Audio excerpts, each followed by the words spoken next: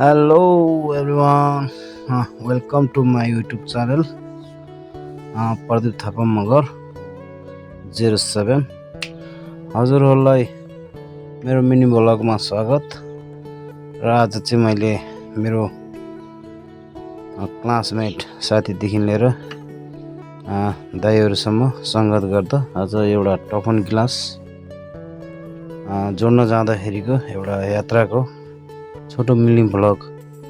बनाइरहेको छु र जुन कि एउटा स्मरण लायक होस् भनेर चाहिँ मैले बनाएको थिएँ। र जुन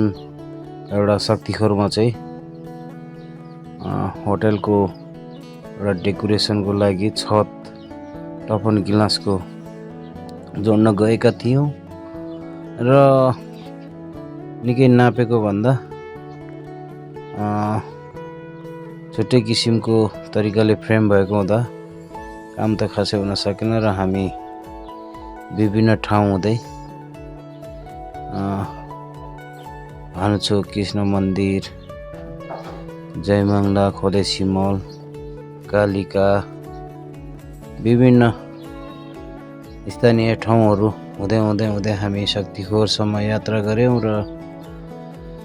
गएर हामी काम सुरु गर्नलाई लागेका थियौं र जुन काम चाहिँ अलिकति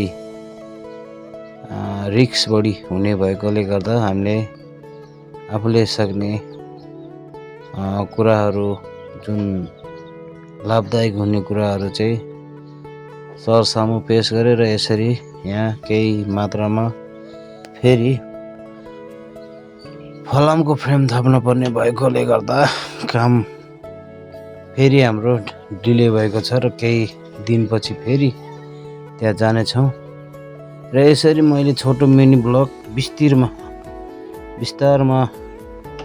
बनाएको छु र जुन ब्लग उति सन्देशमूलक त हुन सक्ला या नसक्ला, तैपनि मैले चाहिँ आफ्नो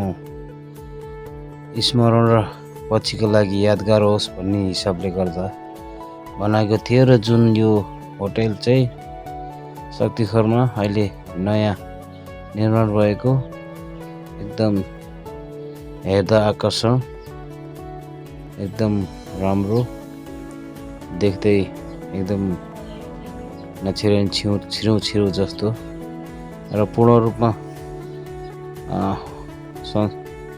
सञ्चालनमा त आएको छैन। जुन वैशाख 1 गतेबाट चाहिँ सञ्चालनमा भएको छ र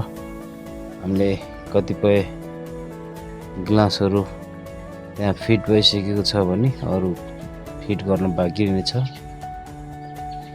यसरी मेरो कुरा हजुरहरूलाई डिटेलमा बुझाउन सक्ने क्षमता भयो या भएन, जस्ट